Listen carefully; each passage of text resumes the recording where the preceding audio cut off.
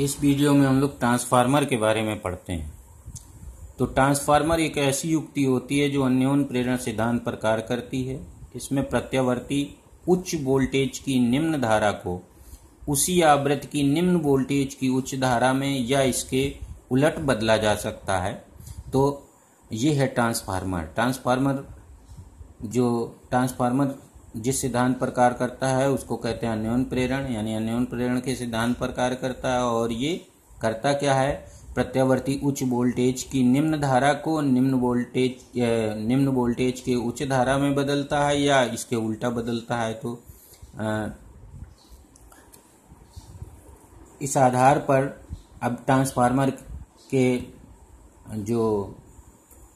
दो प्रकार का होता है। ट्रांसफार्मर के दो प्रकार होते हैं, एक को बोलते हैं ऊंचाई ट्रांसफार्मर, एक को बोलते हैं अपचाई। तो पहले ऊंचाई ट्रांसफार्मर समझ लीजिए। तो यहाँ पर देखिए क्या लिखा है, ये उच्च वोल्टेज की निम्न धारा को तो निम्न वोल्टेज की उच्च धारा में बदलेगा, तो ये अपचाई कहलाता है। तो यहाँ पर अगर निम्न वोल्टेज की उच्च धारा को उच्च वोल्टेज की निम्न धारा में बदलने वाला यहाँ लिखा होगा, ट्रांसफार्मर कहलाता है ऊंचाई ट्रांसफार्मर। इसके विपरीत दूसरा ट्रांसफार्मर कहलाता है अपचाई ट्रांसफार्मर।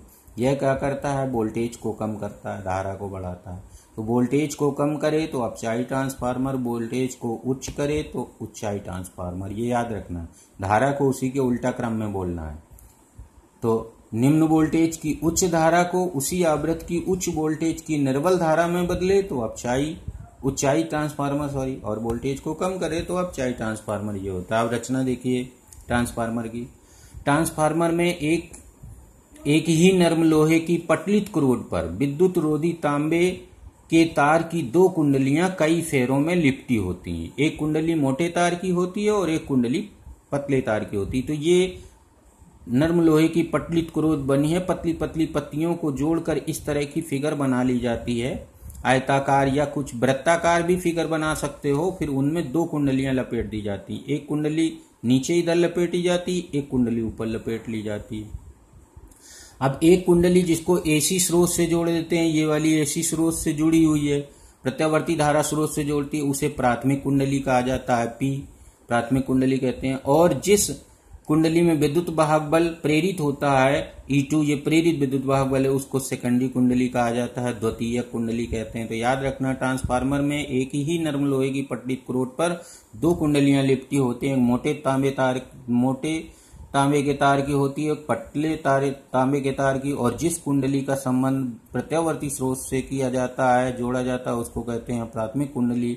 और इस कारण विद्युत चुम्बकीय प्रेरण की घटना होती है अन्योन्य प्रेरण की। और दूसरी कुंडली में जिसमें विद्युत वाहक बल प्रेरित होता है उसको बोलते हैं द्वितीय कुंडली। तो ये याद रखना है। अब ट्रांसफार्मर के संकेत, क्योंकि ट्रांसफार्मर दो तरह का था तो ट्रांसफार्मर के दो संकेत बनेंगे, एक ऊंचाई ट्रांसफार्मर, एक अपचाई ट्रांसफार्मर का। तो ऊंचाई ट्रांसफार्मर में जो प्राथमिक कुंडली होती है मोटे तांबे के तार के कम फेरों की रखी जाती है, यानी प्राथमिक कुंडली में कम फेरे होते हैं, मोटी तांबे के तार की होती है, जिसको प्रत्यावर्ती स्रोत से जोड़े। और सेकेंडरी कुंडली जो द्वितीय कुंडली होती है वो पतले तांबे के तार के अधिक फेरों की होती है। तो ये ट्रांसफार्मर का संकेत है, ये ऊंचाई ट्रांसफार्मर का संकेत है। ये निम्न वोल्टेज को उच्च वोल्टेज में बदल देता है। और ये अपचाई ट्रांसफार्मर का संकेत हो गया। अपचाई ट्रांसफार्मर में जो प्राथमिक कुंडली होती है पतले तांबे के तार के अधिक फेरों की होती है और द्वितीय कुंडली मोटे तांबे के तार के अधिक फेरों। तो दोनों कुंडलियां बना दी जाती हैं और पटलित क्रोड को तीन लाइनों से दिखा दिया जाता है। तो ये है ट्रांसफार्मर का संकेत, ये ऊंचाई ट्रांसफार्मर, ये अपचाई ट्रांसफार्मर।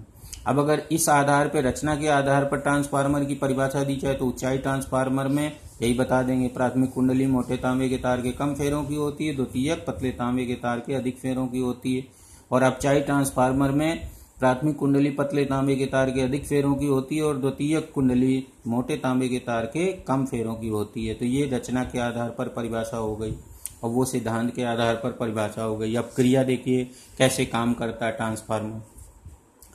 तो जब प्राथमिक कुंडली में प्रत्यावर्ती धारा प्रवाहित होती है तो उससे गुजरने वाला चुंबकीय फ्लक्स परिवर्तित होता है, क्योंकि उसमें प्रत्यावर्ती धारा बहने का मतलब जीरो से अधिकतम, अधिकतम से जीरो और जीरो से फिर धारा का मान बदलने के कारण चुंबकीय क्षेत्र बदलता है, अर्थात चुंबकीय फ्लक्स बदलता है।